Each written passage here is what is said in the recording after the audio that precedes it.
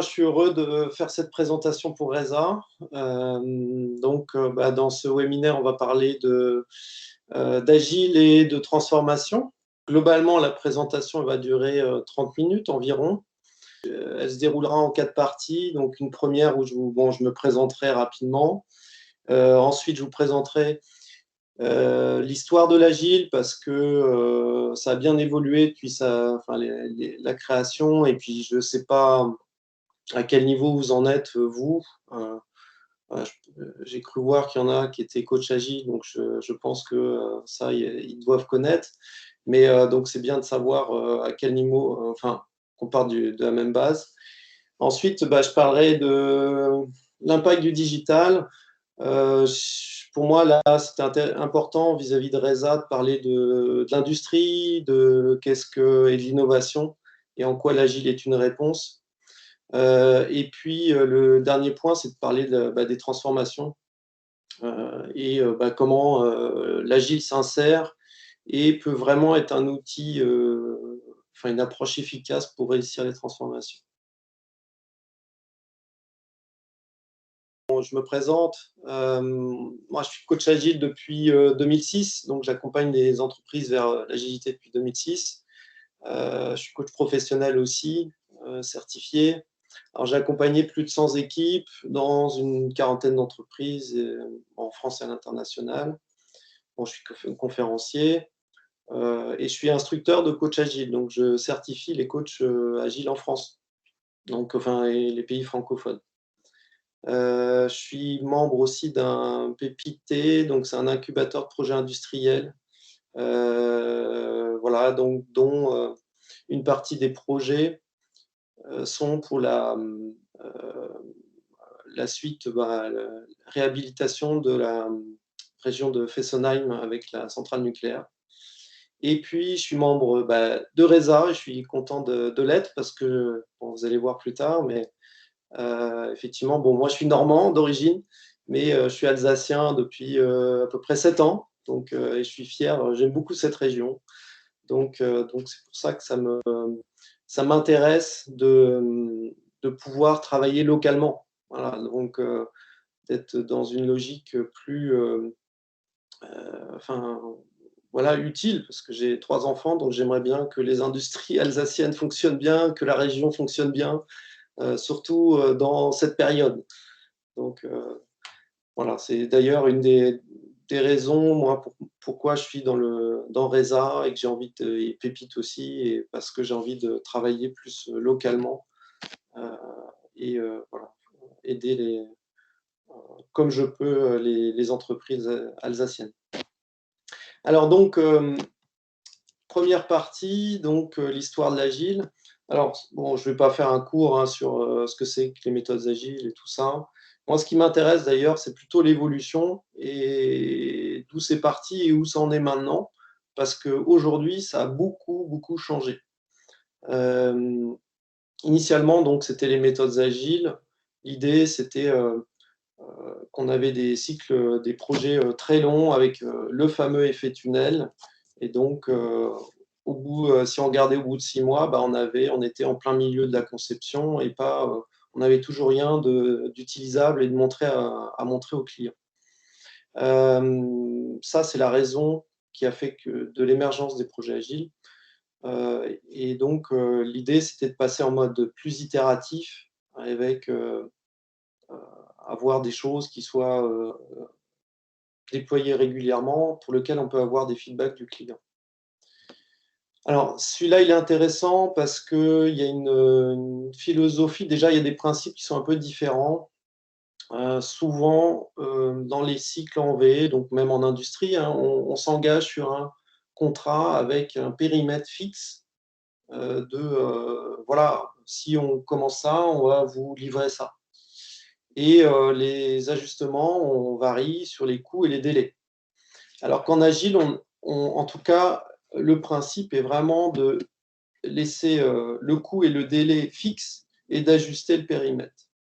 Donc, ça force, d'une certaine manière, à se concentrer sur ce qui a le plus de valeur. Voilà. Donc, ça, c'est...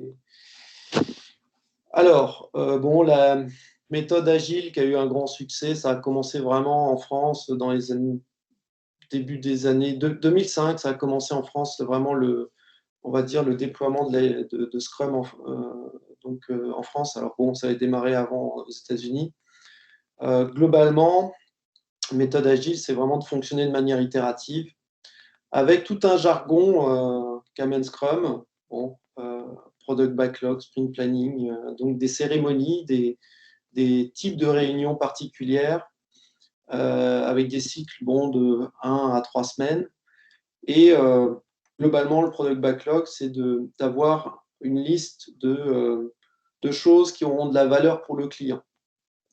Donc plutôt que de tout faire d'un coup, enfin tout imaginer, enfin concevoir, euh, euh, réaliser, enfin implémenter et déployer, on fait un peu tout d'un coup dans une itération. Ce qui permet que très rapidement, on a quelque chose qui fonctionne pas parfaitement, mais qui respecte déjà la logique du produit. Donc en Agile, on parle d'itératif incrémental. Ce pas des notions sur lesquelles je vais venir là, mais voilà, c'est des choses importantes. Alors, ça c'était Scrum. Scrum, c'est les années à peu près 90. Hein. Et en 2001, il y a plusieurs, Extreme Programming, Crystal Clear, plusieurs inventeurs des méthodes agiles, de plusieurs méthodes agiles, se sont retrouvés pour définir les principes agiles.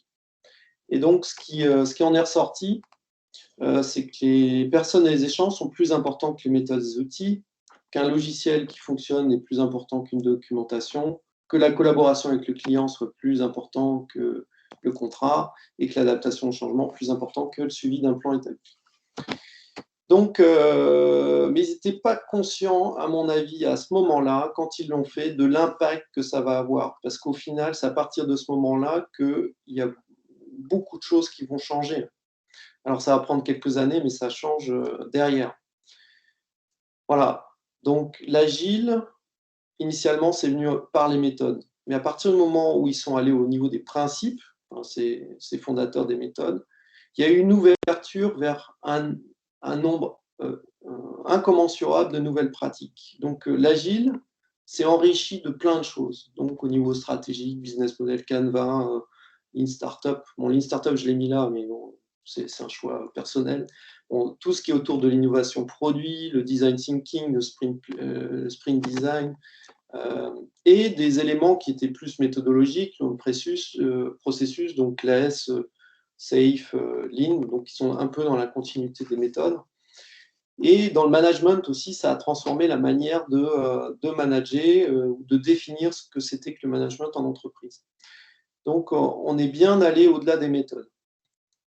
Jusqu'à même à ce qu'il y a un manifeste qui a été déclaré au niveau de la business agility, donc ça veut dire pour toute l'entreprise, pour l'entreprise dans sa globalité, avec le Business Agility Institute, donc là qui pose l'agile pour toute l'entreprise. Ça y est, on n'est plus dans le développement logiciel. Aujourd'hui, l'agile, c'est pour tout type d'entreprise. Et donc, ce qu'ils ont remplacé, je l'ai mis en gras là, c'est au lieu d'avoir un logiciel qui fonctionne, c'est créer de la valeur.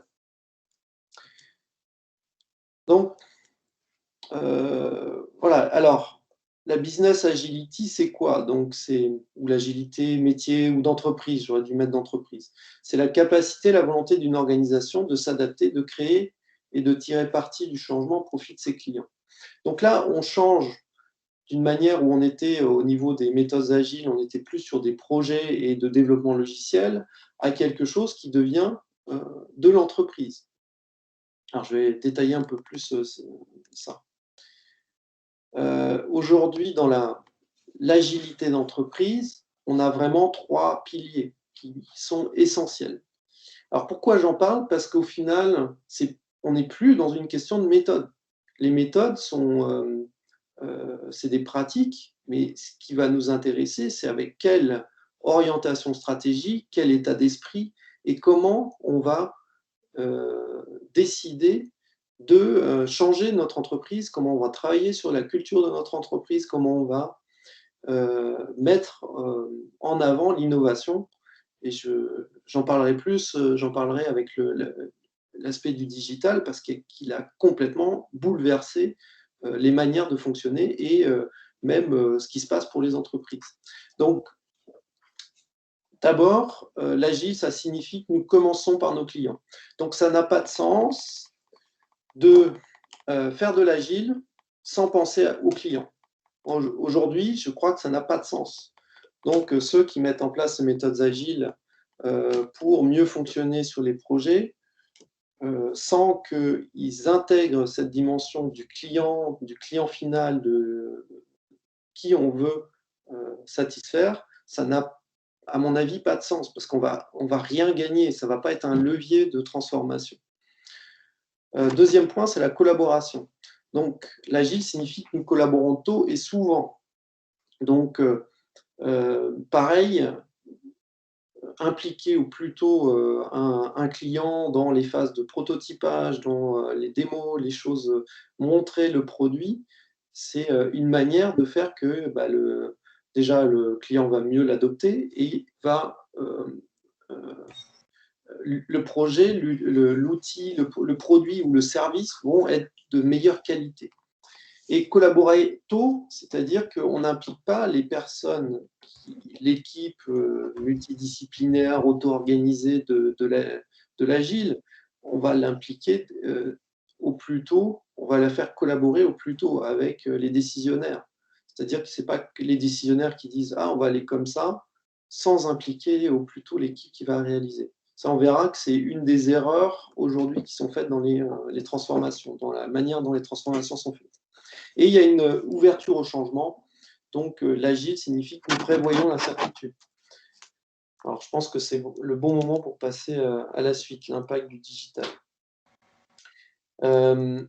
Alors, voilà, donc je pense que vous êtes tous conscients de voilà, on est en train de le vivre, c'est une véritable transformation. Je pense que ça s'est en plus accéléré avec le Covid et enfin, c'était déjà bien rythmé avant, mais je pense que ça s'est encore accéléré. Donc l'impact du digital, c'est une véritable révolution. Michel Serres disait que en 2012, hein, déjà, le digital est la troisième révolution après le passage de l'oral à l'écrit et de l'écrit à l'imprimé. Donc, c'est quoi les conséquences? Ça fait une montée des exigences de performance à tous les niveaux, hein, pour toutes les entreprises. Des coûts plus faibles, des besoins de qualité forts, des délais et l'innovation qui est nécessaire. Il y a un rythme de changement qui est accéléré. Ça, c'est quand même intéressant que ce qu'on faisait dans les télécoms en 18 mois, au début des années 2000, on le fait en 9 mois maintenant. Je suis sûr que c'est encore moins, c'est peut-être encore moins. Et bon, ça, pour beaucoup, vous le connaissez, on a des clients qui sont volatiles. Voilà, comme il y a plus de choix, et les clients sont très exigeants, donc ils n'hésitent pas à changer d'entreprise et de service. Et ça, c'est aussi assez étonnant, c'est qu'il y a des avantages concurrentiels éphémères, dans le sens où, il y a quelques années, il y a 10 ans, quand on était une grosse entreprise, on avait quand même un statut et on était quand même confortable. Aujourd'hui, même les grandes entreprises se retrouvent attaquées par des nouvelles plateformes, souvent technologiques, hein, qui, avec enfin, du cloud, des choses comme ça, qui permettent que les clients ont une qualité de service très très élevée, voire meilleure que ceux qui étaient installés. Et du coup, même ces entreprises sont en danger. Après, avantage concurrentiel éphémère, il y a aussi des gros, quoi. Je veux dire, GAFA, donc enfin, en particulier, je pense à Amazon. Amazon concurrence à peu près tout le monde sur la planète aujourd'hui. Alors, donc, l'agile, pour moi, c'est une approche qui est adaptée au monde actuel, donc avec ces contraintes du digital. Alors, je vais vous prendre deux exemples et ça rejoint bien ce que je disais tout de suite avec des grosses entreprises et des petites. Et on peut voir que certains secteurs vont être pris par les petites et pas par les grosses. Dans le cas de Lego, bon, bah, tout le monde connaît Lego, c'est, voilà, ils sont bien installés depuis des années. Bon, j'ai pas en tête leur chiffre d'affaires, mais voilà, c'est une bonne entreprise qui, donc eux, ils décident, bah, de s'investir dans, les jeux en ligne, multiplayer, au même moment que Minecraft. Alors ce qui est intéressant donc, ça s'appelait Lego Universe. Donc ils ont lancé le projet en octobre 2010. Ils ont mis les moyens, hein, ils ont mis 250 personnes. Donc et ce qu'ils avaient prévu, c'est que, voilà, ils allaient mettre à peu près 4 ans avant la première release. Donc bah, globalement, ils ont jamais percé. Alors pourtant ils ont fait un produit extraordinaire, comme on verra, en comparaison avec Minecraft qui, à l'époque, était certainement, plus joli que Minecraft. Donc et ça, pourquoi ils en sont arrivés là? Heu, En fait, la raison principale et c'est qu'ils ont, pris le choix de faire un cycle en V, c'est-à-dire de prendre le temps, de mettre des moyens énormes et d'avoir un temps très long avant leur première mise en prod. À l'inverse, Minecraft, c'est quand même assez passionnant, hein. Ils ont lancé ça, bon, un petit peu avant, en 2009. Ils étaient 2, enfin, donc un au début et puis 2 personnes après. En 6 jours, ils ont fait leur première public release. Donc ils ont déployé au bout de 6 jours. Ils en ont fait 100 la première année et aujourd'hui donc, bah, voilà, ils ont fait, 80 millions de dollars les 15 premiers mois. Enfin, c'est faramineux et ils ont vendu à Microsoft, ils l'ont vendu pour 2,5 milliards. Donc voilà, ça aujourd'hui, hem, fonctionner en cycle en V pour beaucoup de projets, ça n'a plus de sens. Alors là, vous allez me dire: «Oui, bon, ça, c'était le monde du logiciel. OK, le cycle en je comprends». Mais dans l'industrie, c'est pareil. Dans le monde industriel, l'innovation devient enfin l'agilité et l'innovation, on verra que ça va bien ensemble, hein. Hem, c'est, heu c'est ce qui permet à certaines entreprises de manger les autres, quoi. Donc bon, il y a Netflix, Amazon, ça reste quand même des bon, Amazon, il y a quand même une part de logistique, hein, donc on est quand même dans l'industriel. Mais il y a, cette notion de digital. Aujourd'hui, de toute façon, même dans l'industrie, on ne peut plus éviter le digital. C'est, hem voilà, il y a Tesla, donc il y a de l'électronique dans les voitures, il y a de l'électronique, du digital dans les je pense à Merck avec, dans les laboratoires. Enfin voilà, c'est la gestion de la donnée, et même, j'en parle pas, mais évidemment qu'il y a l'intelligence artificielle qui va jouer son rôle, et qui joue déjà son rôle dans l'utilisation des données, quoi. Donc hem alors moi, ceux qui sont intéressants dans leur business model, bon, Netflix, Amazon, ils vendent un produit, un service. Bon et Amazon aussi met en relation des partenaires, mais ce qui est intéressant, c'est cette notion de, comment le business a changé à partir du moment où il y a eu des plateformes qui mettaient des partenaires, heu, qui avaient des clients et enfin des partenaires qui facilitaient le travail vis-à-vis de leurs clients. Donc Airbnb, Uber, bon et Vivint, j'en parle là parce qu'elle est récente et puis je commence à travailler avec eux. On est dans, comment je mets en relation, heu, des gens avec leurs clients. Donc ça, c'est un business model qui est très fort et pour quasiment toutes ces entreprises, ils utilisent l'agile comme, moyen de livrer au plus vite et récupérer au plus tôt du feedback du client, pour savoir si ça convient et ajuster en permanence. Quand on sait, même en industriel, donc les voitures Tesla ont été faites en agile, donc avec des modes essais-erreurs. SpaceX, c'était pareil. Je ne sais plus combien il a fait d'essais. Je crois que c'était une 28 essais de fusée avant qu'il y ait quelque chose qui fonctionne, quoi. Donc, voilà, enfin, avec certaines qui explosaient et tout ça. Donc c'est intéressant. Et ce qu'on voit quand même, c'est que grâce à ce processus, on permet d'avoir quelque chose qui soit fonctionnel, qui a de la valeur pour une cible client, plutôt que quand on fait en mode en cycle en V. Surtout parce que, bah, ce qui était valable, si on prend un an à faire quelque chose, dans un an, on ne sait même pas si ça aura encore du sens de continuer à le faire.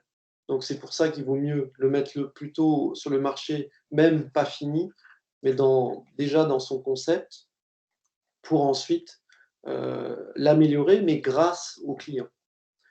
Alors, alors je voulais faire une petite animation, montrer que, bah, en Alsace, c'est pas, en Alsace aussi, il y a de l'agile, hein, donc c'est pas nouveau. Chez Socomec, je crois que ça fait depuis, 2010, je crois, donc ça fait déjà plus de 10 ans qu'ils sont mis à l'agile. Donc bon, je crois qu'il y a une culture lean, mais pareil, chez Liber, il y a une culture lean, donc il y a eu, l'agilité qui a amené. Chez Schmitt, ce qui est intéressant, c'est ils ont utilisé vraiment l'agile comme pour faire exploser et démarrer un projet stratégique pour eux. Et puis chez Merck, ils ont carrément fait je ne sais pas si vous l'avez vu, mais un labo d'innovation où, voilà, avec des vitres où on peut vraiment les clients peuvent venir voir les dernières créations de Merck. Donc, euh, donc aujourd'hui, je crois que même pour nous, enfin pour nos industries alsaciennes, je crois que l'agilité est une nécessité. Alors, j'ai mis une cane parce que j'ai eu l'occasion de discuter avec comment ils ont mis en place l'agile chez eux. Et je trouvais ça intéressant parce qu'ils n'ont pas changé ce qui marchait déjà, donc leur distribution, enfin la distribution de bière et tout ça n'a pas changé, c'est-à-dire les grands systèmes enfin, qu'ils avaient déjà. Par contre, pour tout ce qui était innovant, donc par exemple la mise en place de bières artisanales ou toute la distribution de bières artisanales ou la distribution de choses de vente d'alcool sans alcool, euh, ils ont créé des équipes multidisciplinaires, autonomes, très liées par la direction, par un sponsor, pour mettre en place ces choses-là. Donc, je crois que ce qu'il faut, alors je dirai plus tard, mais ce qu'il faut retenir, c'est que l'agile est intéressant d'un point de vue stratégique, donc dans une logique de transformation et d'innovation. Mettre de l'agile dans un système qui fonctionne déjà, je crois que ça n'a pas de sens. Voilà. Et c'est l'erreur qui est faite, c'est-à-dire de se dire, bah, l'agile, c'est une méthode, c'est un processus, alors donc, si on le met en place, ça a l'air d'être à la mode. Si on le met en place, c'est que ça doit marcher, bah, ça va nous améliorer les choses. Mais je ne crois pas, au contraire, de ce que je constate, c'est que ça alourdit parfois les choses et ça crée bah, un cycle de changement, parce que mettre en place de l'agile, ça veut dire de la gestion du changement pour les employés. Mais des fois, on se demande, mais pour quel bénéfice? Changer une structure organisationnelle de quelque chose qui fonctionne bien et mettre en place de l'agile, pourquoi faire? Par contre, on a quelque chose d'innovant à mettre en place, on a quelque chose euh, qu'on veut tester dans un mode test and learn. Là, l'agile, je pense, est vraiment, vraiment pertinent. En quoi l'agile peut être au service de transformation des entreprises? Donc, si vous regardez bien, les deux premières parties amènent à ça. C'est qu'aujourd'hui, on pense que l'agile est méthodologique. Pour moi, c'est plus le cas. L'agile, c'est au niveau de l'entreprise et cette dimension, être orienté client, créer de la collaboration plutôt et s'adapter au changement. Donc, c'est une réponse stratégique pour les entreprises. Deuxième point, c'est que vu la concurrence, la complexité, vu ce qui se passe, c'est presque une nécessité. Et on voit que ceux qui le font, en utilisant l'agile de manière stratégique, hein, toujours la même chose, et pas de manière processus, méthode, mais de manière stratégique pour innover, bah, enfin, voilà, ils prennent des parts de marché et grossissent plus vite. Donc, voilà, l'agile est pour moi une nécessité. Alors, au niveau des transformations, bon, si on met en place de l'agile ou on fait une transformation d'entreprise, parce qu'au final, c'est un peu des transformations forcées qui se passent avec l'arrivée du digital dans les entreprises, et les entreprises alsaciennes n'y coupent pas. On a une transformation forcée. Alors, le problème, c'est que bah, voilà, une transformation, c'est accompagné du changement, et les statistiques ne sont pas très bonnes pour ça. On est plutôt à 70% d'échecs. Donc, et puis, si on regarde au niveau européen, bah, au final, il y a pas mal de boulot à faire, parce que peu d'entreprises, enfin en tout cas peu d'employés considèrent qu'ils sont dans des entreprises agiles. Je pense que d'une certaine manière, l'Europe est un petit peu en retard par rapport à l'Asie et les États-Unis, quoi, de ce côté-là, au niveau de la culture d'entreprise.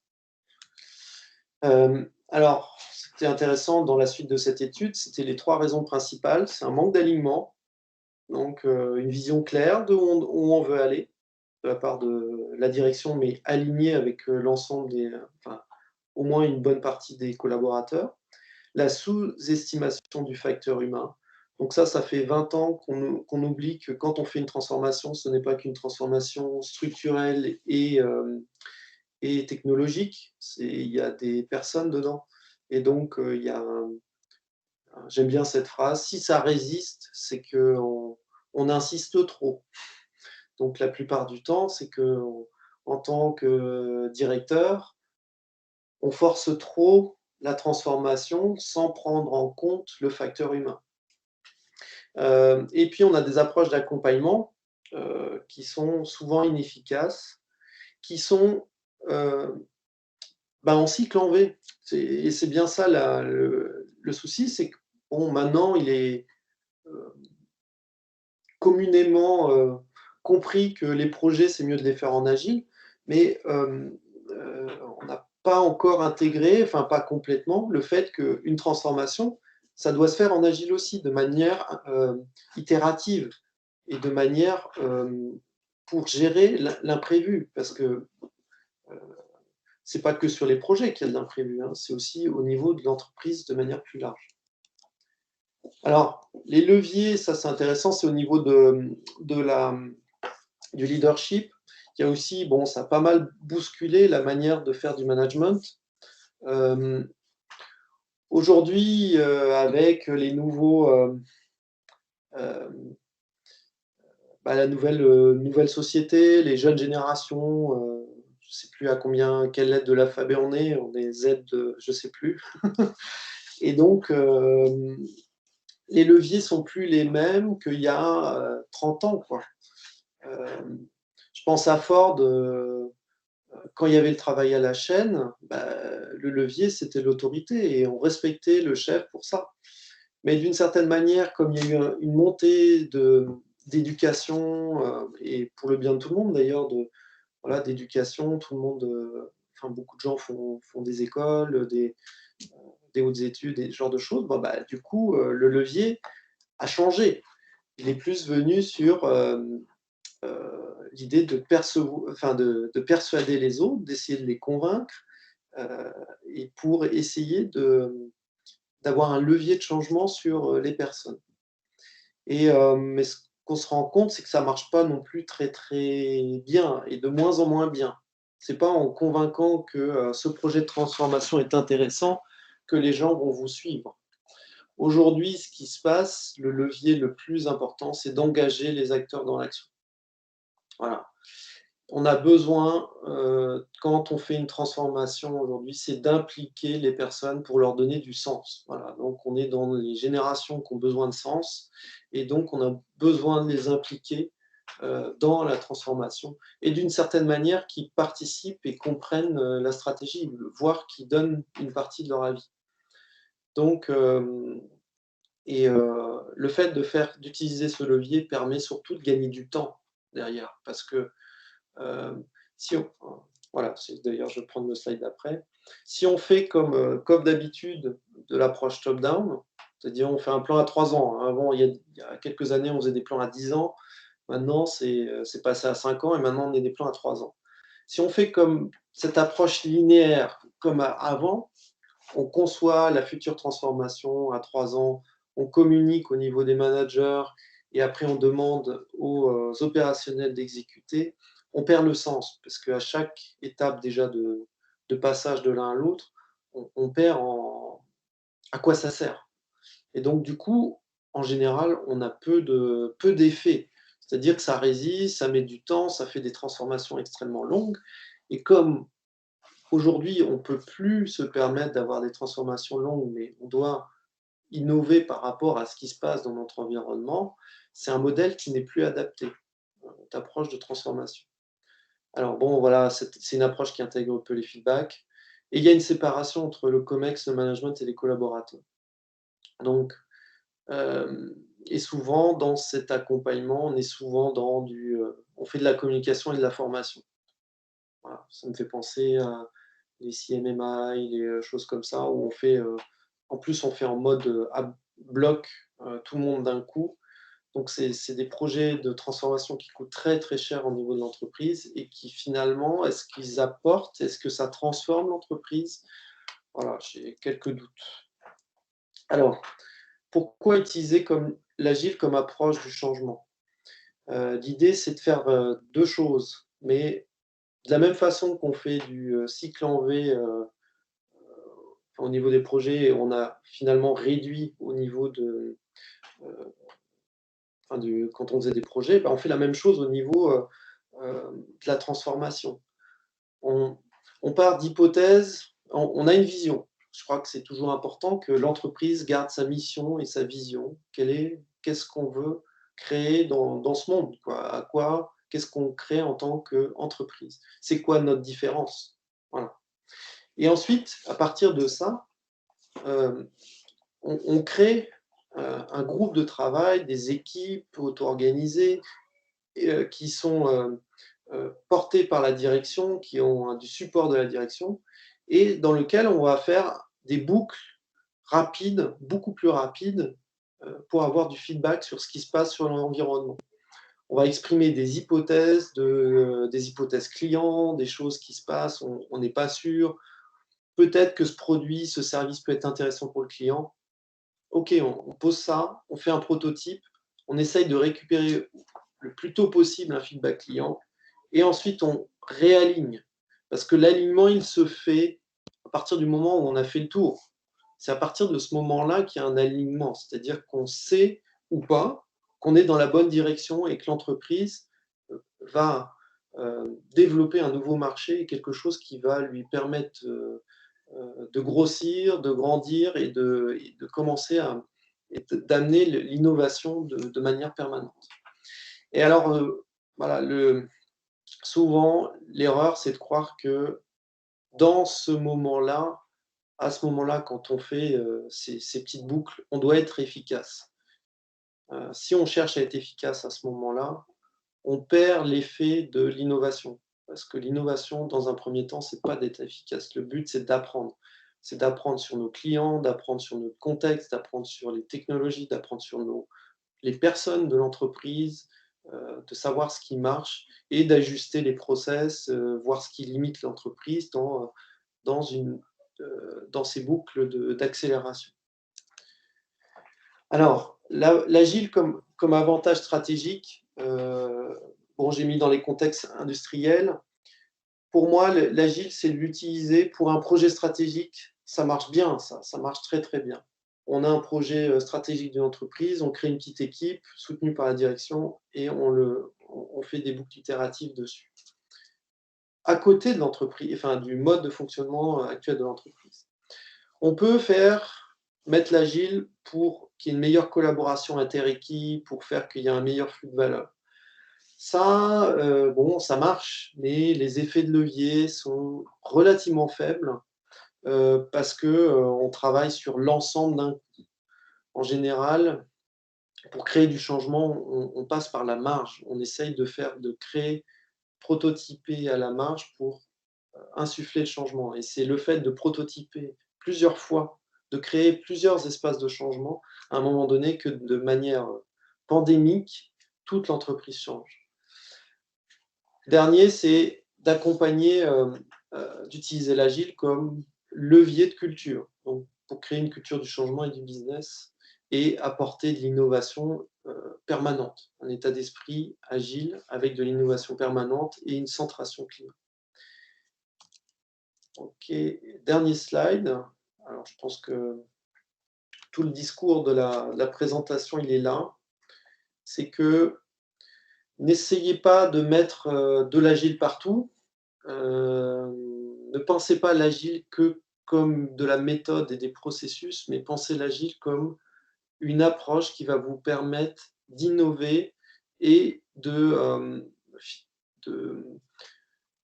et qui va permettre d'innovation en innovation, vous permettre de grossir, de grandir et de changer votre culture. Je pense que c'est vraiment comme ça qu'il faut le voir. Aujourd'hui, l'agile, il est pour tous, donc même pour l'industrie. On a ce qui est à privilégier, c'est plutôt l'état d'esprit, les 3 piliers que je vous ai présentés, plutôt que de faire agile. Parce que si vous voulez faire que du Scrum, vous allez faire du Scrum et vous allez mettre tout votre focus sur le Scrum, sur faire que les rituels, les cérémonies agiles, rétrospectives, etc. soient bien faites, alors que ce n'est pas ça le but de l'agile.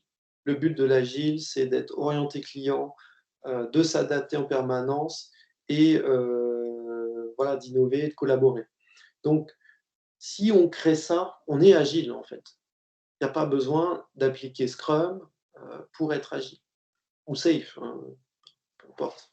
Donc, le bon sens aussi, ne mettez pas de l'agile où ça marche. À quoi mettre pour les choses qui marchent, on ne change pas un système qui marche. C'est d'ailleurs peut-être pour ça qu'il marche. C'est parce qu'il y a des méthodes plus structurées, plus lourdes, et peut-être que pour l'instant, ça suffit. Par contre, c'est plutôt dans l'innovation, essayer d'innover via l'agile, utiliser l'agile sur vos projets d'innovation. Je pense que dans les transformations, voilà, il ne faut pas chercher le Big Bang, plutôt essayer de prototyper à plusieurs endroits. Donc, moi, pour tout ce qui est autour de la mise agile à l'échelle, je ne suis pas pour. Alors, j'en ai fait, hein, évidemment, mais chaque fois que j'ai vu les mises à l'échelle, déjà, ça coûte très cher, c'est long et le gain, il n'est pas énorme. Parce que souvent, on fait de la mise à l'échelle au niveau processus, travail en équipe, mais on ne recentre pas vers le client. Donc on passe tellement de temps sur nos processus internes qu'on oublie le client. Alors que le but, normalement, d'une transformation, c'est d'aller plus vers le client. Le sponsorship, c'est extrêmement important que les décideurs et réalisateurs puissent enfin communiquer et travailler ensemble sur ces projets stratégiques. Le test and learn, apprendre sur le contexte pour être efficace tout de suite. Et l'innovation permanente. Je crois que ce qui fait la grosse différence aujourd'hui de ces entreprises qui continuent à grossir malgré ce qui se passe, c'est qu'elles ont été capables de garder l'historique, hein, leur legacy, et innover de manière permanente à côté. Ce qui leur permet que leur culture change au fur et à mesure. Mais ils n'ont pas cherché à changer leur ancien système. Ils ont innové, ils ont cherché à plutôt utiliser l'agile à côté pour faire grossir leur entreprise et leur culture.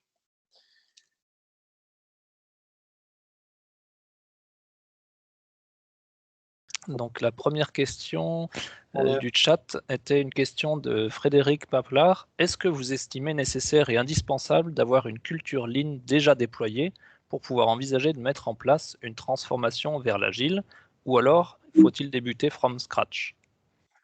Alors, je sais pas si j'ai répondu à la question maintenant, mais je pense que c'était une question peut-être au début, parce que je pense qu'il ne faut pas changer. S'il y a une culture lean, on garde cette culture lean. Et c'est dans ce que vous cherchez de nouveau, de différenciant, d'essayer de le mettre en agile. Parce que le lean et l'agile, c'est pas tout à fait pareil. Le lean vient quand même du monde industriel. L'agile a quand même mis. euh, Pourtant, le lean, je sais que le lean mettait l'humain en avant et tout ça, mais le lean a été vraiment pris par les Occidentaux comme quelque chose de procédure, efficacité, recherche du gaspillage, et parfois on a oublié la dimension humaine. Alors que je pense que l'agile, en tout cas, a toujours essayé d'amener ça, cette dimension collaborative. Donc, moi, je crois que c'est complémentaire. Il faut essayer plutôt d'ajouter à côté sur des projets, et pas changer la culture, en fait, d'une certaine manière, elle évolue parce, parce que l'entreprise fait, parce que les hommes font. C'est ce que font les hommes qui changent la culture. On avait Monsieur Franciosi qui demandait: pouvez-vous donner un exemple d'implication dans la transformation concernant le levier action? Par exemple, alors on garde le why, il y a un premier travail sur la vision qui est fait par un comité de direction, mais ensuite il y a des séminaires qui sont posés avec un ensemble de personnes où le comment de la transformation, on implique les personnes dedans. Je ne sais pas s'il était clair, mais en tout cas, on utilise beaucoup des méthodes de facilitation qui viennent du design thinking, des choses comme ça, mais la facilitation, l'intelligence collective, on va utiliser les personnes pour définir le quoi à partir de ce qu'on a posé comme. Bon, ça dépend à quel niveau, hein. Des fois, on pose les stratégies, des fois, on pose juste la vision. Et à partir de ça, c'est d'impliquer les personnes dans cette transformation. Mais au plus tôt. Voilà. Ce qui évite tous les longs discours des managers qui sont obligés de le faire aux employés qui ne comprennent pas, et ça fait des allers-retours entre la direction, les managers, les employés, et puis les employés, qu'est-ce qu'ils font? Ils cherchent à convaincre que la transformation sera bien. En fait, on ne convainc pas pour une transformation, on vit une transformation. Voilà, on la vit, et ensuite, on en fait les apprentissages, on implique les gens dès le départ. Enfin, moi, c'est bon, j'ai pu faire l'ensemble, j'ai vu la différence, quoi. Alors, c'est exigeant pour les dirigeants parce que du coup, ils sont plus impliqués. Mais il y a quelque chose qui se passe, quoi. Il y a vraiment une transformation qui se passe. Michel Piguet nous demande: comment est-ce qu'on concilie l'agile avec un minimum de vision long terme? Alors là, pareil, Monsieur Piguet, n'hésitez pas à rebrancher votre micro si vous voulez compléter la question. Bon, je vais répondre parce qu'effectivement, on a ce problème du long terme, long terme, court terme. Donc, j'ai mis, effectivement, il y a un travail quand même sur la vision et sur la mission de l'entreprise. Donc, si à un moment donné, l'entreprise, bon, parce qu'elle change de dirigeant, hein, parce que finalement, voilà, dès qu'elle change de dirigeant, bah, est-ce que la mission de l'entreprise reste la même? Donc, ça, c'est déjà une question. Mais je crois qu'il faut toujours revenir au sens de pourquoi l'entreprise est là et quelle est sa mission. La vision, c'est une projection de possibilités qu'on pourrait faire ou de choses, de l'effet qu'on veut créer sur le monde, voilà, ou sur nos clients, donc l'effet. Et donc, ça reste assez flou. Une vision, c'est pas des stratégies, quoi. Et ça dit pas comment on va le faire. Ça dit juste euh, finalement vers où on aimerait aller, mais ça ne veut pas dire qu'on ne sait pas quel chemin on va prendre pour le faire. Donc, ce que je vois, c'est que pour les dirigeants, ça fait peur, c'est clair, parce que d'habitude, j'ai moins de contrôle que d'habitude. Mais par contre, je dois accepter de faire plus confiance aux personnes qui sont là, mais en même temps qui font vivre l'entreprise, hein. Faut être honnête, de toute façon, et puis c'est illusoire en tant que dirigeant de penser qu'on a le plein contrôle. C'est On croit qu'on a le contrôle, mais on ne l'a pas.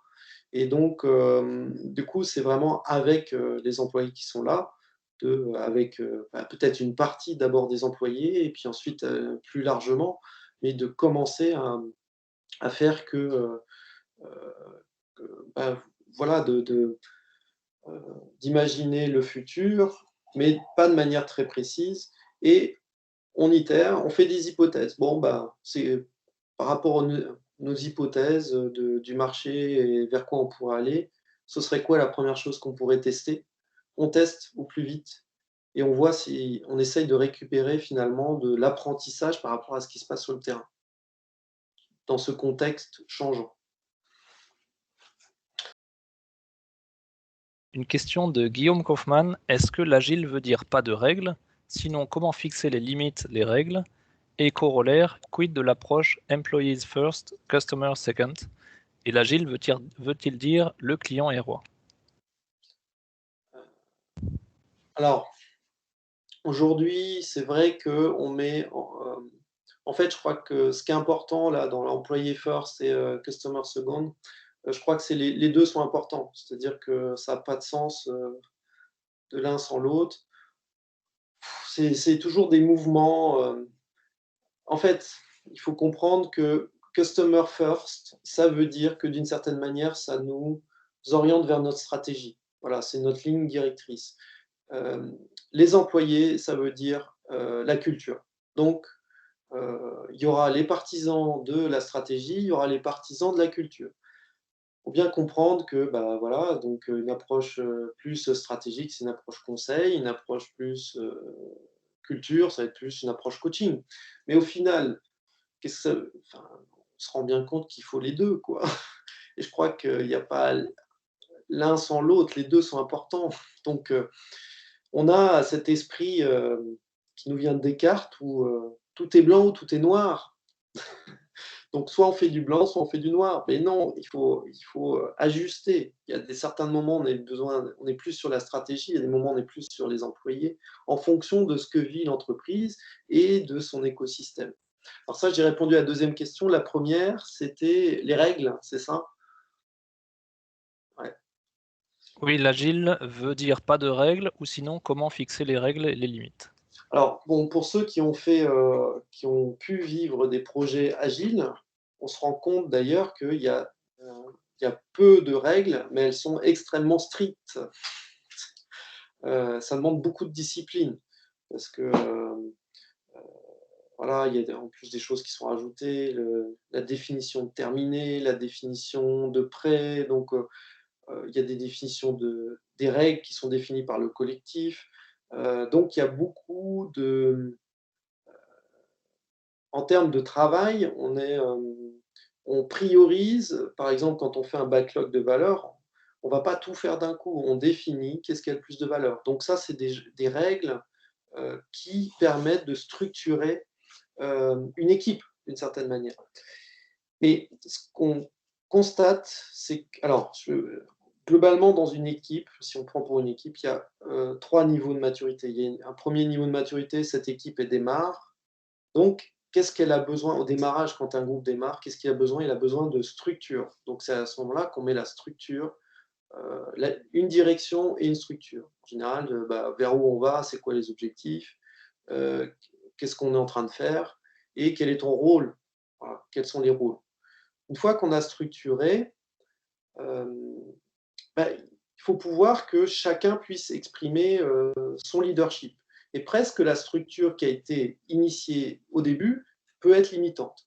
Toutes les équipes qui, s'arrêtent à Scrum, par exemple, dans les équipes projets, se retrouvent limitées parce que ça veut dire qu'il y a un leader produit qui décide toujours du produit et il y a un responsable méthodologique, Scrum Master, qui s'occupe, du processus. Mais les gens qui sont dedans, ont aussi peut-être des idées sur le produit et sur le processus.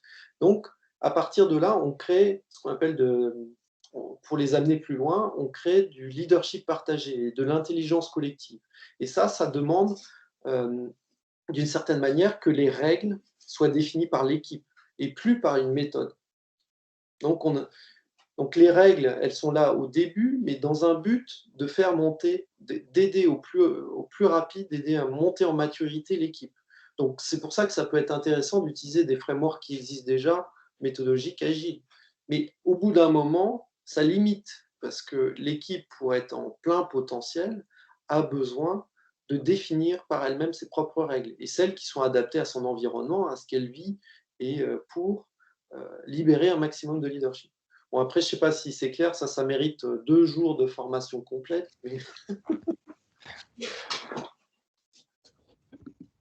Peut-être juste pour compléter, du coup, j'en profite pour casser la glace et mettre la caméra pour compléter et faire le lien avec 2 remarques que j'ai vues sur le bateau et une autre qui est en cours sur l'état d'esprit.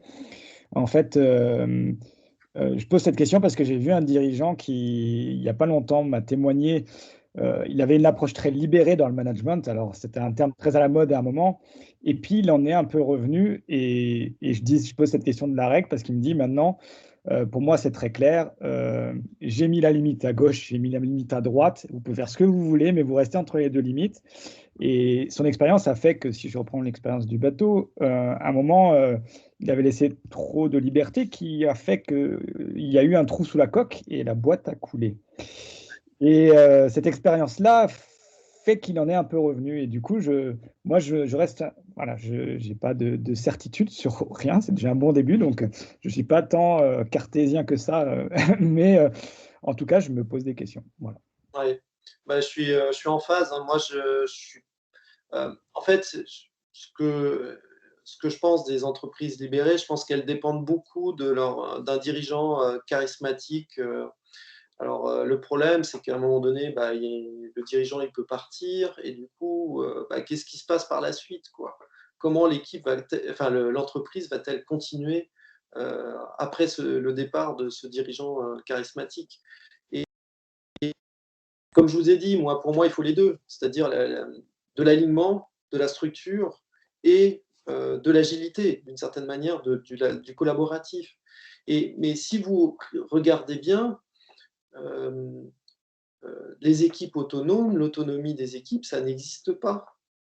Ça n'existe pas. Les équipes sont semi-autonomes parce qu'elles sont liées à une entreprise, à des règles d'entreprise et des choses comme ça. Donc, ça n'a pas de sens, la libération totale. Ça n'a pas de sens. Surtout qu'il y a une mission, il y a des stratégies. On ne fait pas des projets comme on veut. On fait des projets dans un but qui a été défini par des dirigeants. Donc, je trouve qu'aujourd'hui, c'est vraiment une question qui se pose, c'est où est l'autorité? Alors, l'autorité, il faut se rappeler que autorité, c'est être auteur à la base. Autorité, c'est un acte symbolique de quelque chose. Donc, c'est pas être un tyran.